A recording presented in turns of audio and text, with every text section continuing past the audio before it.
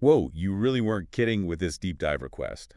Articles, research papers, I even saw some handwritten notes in the margins. Looks like someone's been up late thinking about the future of AI. Well, it seems like everyone's got AI on the brain these days, and for good reason. You're telling me? We just finished listening to this Marc Andreessen interview, and let me tell you, the man did not hold back. Andreessen rarely does. Whether you agree with him or not, he always brings up thought-provoking ideas. He really does. He had some pretty strong takes on everything from the future of search engines, hint. It's not just a page full of links anymore, to Well, why everyone freaking out about AI safety right now reminds him of, get this, religious cults. yeah, that was a recurring theme throughout the conversation, wasn't it? This idea that we're basically hardwired to fear what we don't understand. And to him, AI is just the latest example of that. Which, I mean, when you put it that way, it's kind of a fascinating point, right? Like, he basically said Google could have had something like GPT 4 years ago. They just didn't see it coming. Yeah, and he actually claimed there's someone at Apple right now, I think he said head of their whole AI division, who was at Google back then and could confirm that. Makes you wonder what else is brewing in Silicon Valley that we don't know about. It also makes you think, like, if a company as massive as Google could miss something like this, what does that mean for everyone else? For all of us just trying to keep up? It's a good question, and honestly, I think it's a wake-up call. This field is moving so fast that if you're not paying attention, you might wake up one day and find yourself on the wrong side of a technological revolution. And to make things even wilder, he dropped this other bombshell, that future AIs might not even need to rely on web pages for information anymore. That's right. He said the next generation of AI might be able to learn and process information in a completely different way. Which makes you wonder, what happens to all the content creators out there? Are we all out of a job?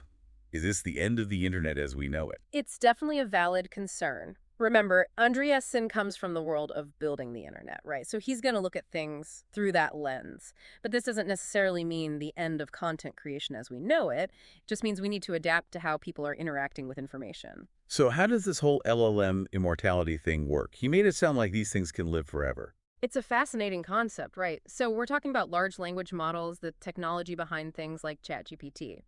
And what he's suggesting is that every single thing an LLM creates, every piece of data it generates, becomes part of the training data for the next generation. You mean like even the mistakes? Like when people trick an AI into saying or doing something it's not supposed to? Exactly. Even those jailbreaks, as they're called, leave a trace.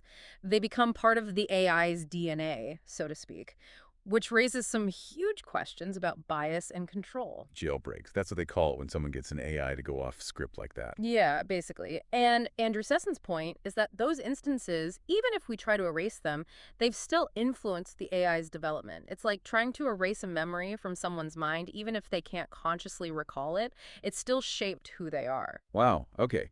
So we've got AI potentially making content creation obsolete and having a kind of digital immortality.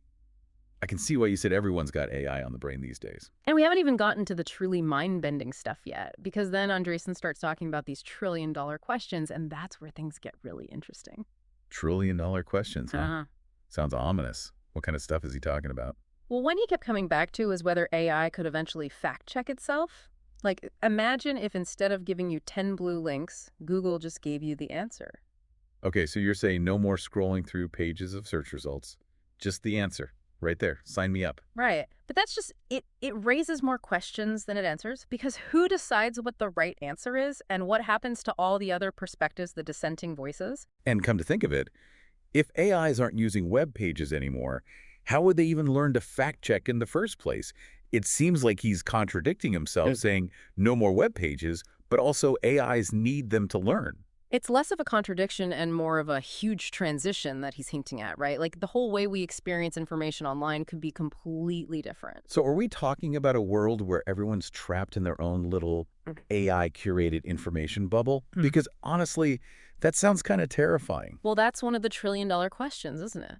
And it gets to the heart of what Andreessen finds so fascinating about AI. It forces us to confront these fundamental questions about how we know what we know and who gets to decide what's true.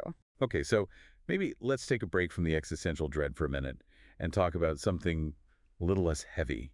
Like, what about this whole AI safety freakout? because Andreessen definitely did not hold back on that. He did not mince words, that's for sure. But even when he's being provocative, like, comparing it all to cults and whatnot, he's actually tapping into something really profound about human nature. So he's saying we're all just programmed to freak out about new technology. In a way, yeah. He's drawing a parallel between our modern anxieties about AI and the fears our ancestors had about the unknown. Think about it. Back then, they attributed all sorts of things to angry gods or evil spirits, Yeah. right? Things they couldn't explain. And Andreessen saying, maybe we haven't changed all that much. I mean, I get it. New technology can be scary. But he can't seriously be saying we should just stick our heads in the sand and pretend AI isn't happening. Oh, absolutely not. He's all about pushing forward, about embracing the potential of AI. He actually brought up Oppenheimer, the guy who helped develop the atomic bomb. Oh, wow. Okay, so we're really going there. Well, he was pointing out that even Oppenheimer later expressed regret over what he'd created. But Andreessen's point was, we can't let that kind of fear paralyze us. We have to acknowledge the risks, but also be excited about the possibilities. So what does he propose we do? What's the alternative to panicking about AI taking over the world? Well, remember that Manhattan Project for Everything idea? Yeah, he mentioned that a few times. Basically, throw a ton of money at research and hope for the best. Not just money, but focus and collaboration on a massive scale. He wants to see a concerted effort to use AI to solve the biggest challenges facing humanity: climate change, poverty, disease. That's a pretty ambitious goal.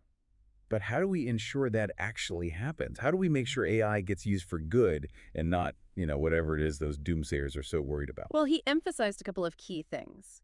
First, open access to AI development. The more people involved from all different backgrounds and perspectives, the less likely it is to become a tool for just a select few. And second, he stressed the importance of focusing on how AI can enhance human capabilities, not replace them. So instead of being afraid of AI taking over, we should be thinking about how it can help us solve problems, make better decisions. Exactly. He even went so far as to say that AI could make us more ethical, believe it or not. Hold on, AI making us more ethical. How does that even work? Think about it. Let's say you're using AI to help make hiring decisions, right? You want to find the best candidates, but what does best even mean?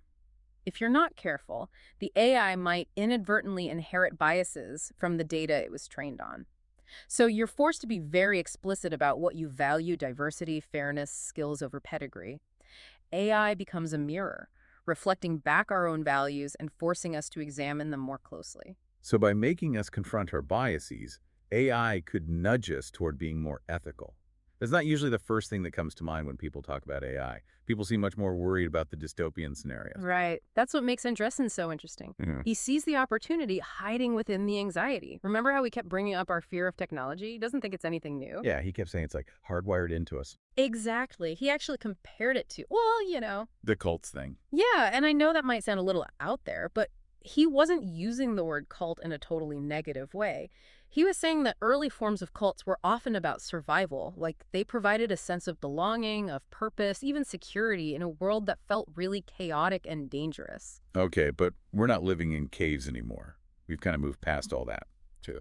True, but Andreessen's point is that our needs hasn't actually changed all that much. We still crave connection, meaning something bigger than ourselves. And in a world that feels increasingly uncertain and complex, technology can easily become a focal point for those needs. So is he saying we're all going to end up in AI cults? Because that's a little much, even for me. No, not necessarily. But it's worth thinking about how AI might tap into our deeper psychological needs, right?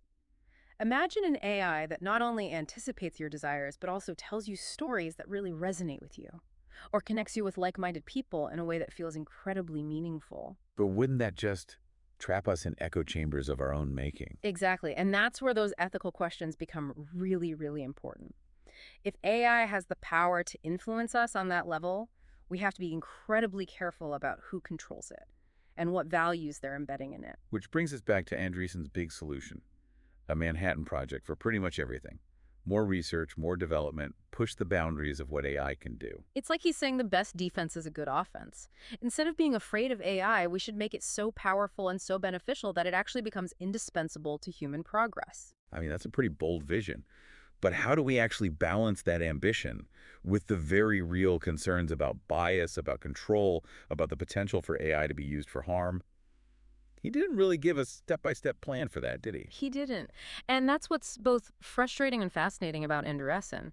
He seems to have this underlying faith in humanity's ability to navigate these challenges, even though he's the first to acknowledge that we have a tendency to form cults and repeat our mistakes. It's like he's saying, yeah, humans are messy and complicated, but we'll figure it out eventually. And maybe that's the point he's trying to make, that the future of AI isn't some predetermined utopia or dystopia. It's what we make it. So what do we do then? If someone's listening to this and they're just as fascinated and maybe terrified by all this as I am, Wow. where do they even start? Well, I think the first step is just to stay engaged. Don't tune out just because it feels overwhelming or complicated. Read about AI, learn how it works, and most importantly, think critically about how it's being used and who's benefiting from it. Don't be afraid to ask questions, Yeah, even if they seem kind of out there. exactly. Challenge the hype, be skeptical of easy answers, and remember, the future of AI depends on all of us. I like that. That's a great note to end on. Thanks for joining me on this deep dive into AI, cults, and the future of, well, pretty much everything. Until next time.